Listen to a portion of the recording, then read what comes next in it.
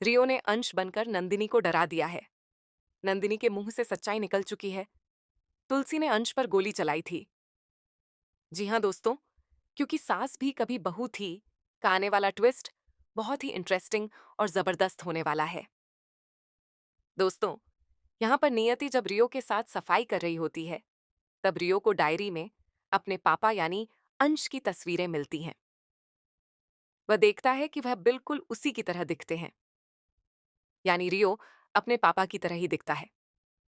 इसके बाद नंदिनी तुलसी से बहुत नाराज और गुस्से में नजर आती है, क्योंकि तुलसी चाहती है कि उसका पोता इस घर में वापस आए। वहीं नंदिनी तुलसी को याद दिलाती है कि कैसे तुलसी ने ही अंश को मारा था, क्योंकि उसने गलत काम किया था। इस पर तुलसी कहती है कि मैं वो सब नहीं भूली हूं, मैं तुम्हें अपनी बेटी मानती हूं, इसलिए मैंने सब कुछ किया, वरना मैं ऐसा कभी नहीं करती।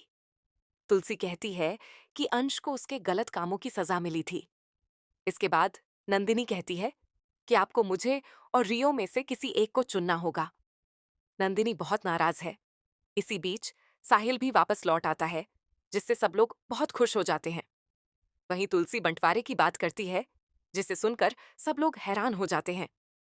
दरअसल तुलसी चाहती है कि सबको उनका हिस्सा मिल जाए, ताकि सभी अपने अपने हिस्से में खुश रहें और किसी तरह का झगड़ा न हो। ऐसे में रियो को भी उसका हिस्सा मिल जाएगा। लेकिन बंटवारे से पहले नंदिनी करण पर तुलसी का गुस्सा निकालती है और कहती है कि माँ ने रियो को इस घर में बुलाकर बहुत बड़ी गलती की है। अब नंदिनी डरते हुए तुलसी से कहती है, आपने तो कहा था कि अंश मर चुका है। आपने मुझसे झूठ कहा था। वो जिंदा है, वो ऊपर है। इसी दौरान नंदिनी के मुंह से निकल जाता है, आपने तो उसे गोली मारी थी ना, तो वो जिंदा कैसे हो गया? अंश जिंदा कैसे हो गया?